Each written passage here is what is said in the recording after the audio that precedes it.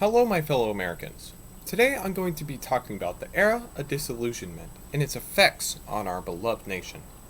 The era of disillusionment happened right after the Great War and the Great Depression and led to a plethora of logical fallacies, religion fallacies, and psychological fallacies. It led to an absolute tsunami of them afterwards, and some of those are what carried on and caused World War II.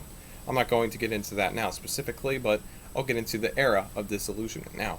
The era of disillusionment was really led by a lot of psychological works, and one of the famous psychologists being during the time period was Sigmund Freud. Sigmund Freud was a social scientist that was renowned for his works of breaking down the mind into three levels: the conscious, the unconscious, and the preconscious.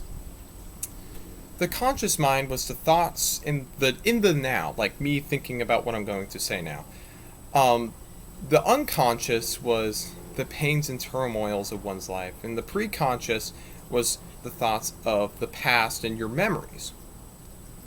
What's extremely interesting, and I guess you would say incorrect about his works, was that he thought that, like, almost letting his patients just kind of chill out a little bit about their turmoils and sufferings of life, he could kind of weed out the moral incorrectness of humanity, which goes entirely against Scripture. We are sinners by nature. It's stated in Scripture. We are children of wrath. And just saying and just hanging out lounge back and telling your therapist, oh man, yeah, today was a rough day, isn't going to make you any morally better of a person. It's not going to make you sin-free or stain-free. It doesn't work like that.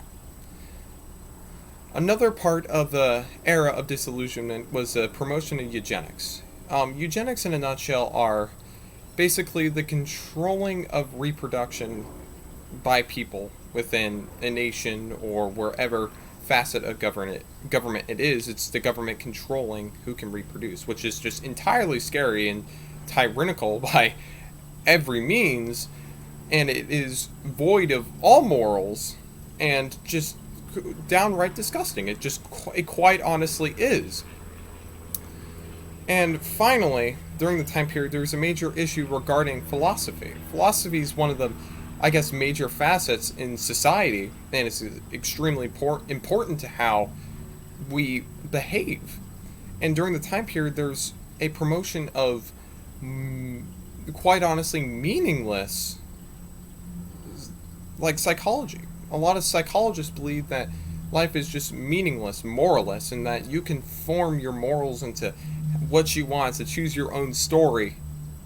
That's just morally wrong. And I have a scripture to go along and counteract this entire era of disillusionment.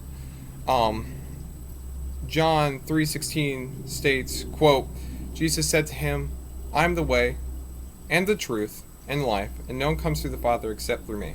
This just denounces the entire beliefs of the era of disillusionment. It quite honestly does. And it's really unfortunate. The effects of the era of the disillusionment were atrocious and huge, specifically here in America. Like, it's insane, and it's still perpetrating on today with, like, for example, abortion. Abortion is a great example of a kind of a facet of eugenics, and it has really morally corrupted America, in my opinion, ever since. And it is really quite a shame how far we have gotten from morally correct and religiously correct here in America.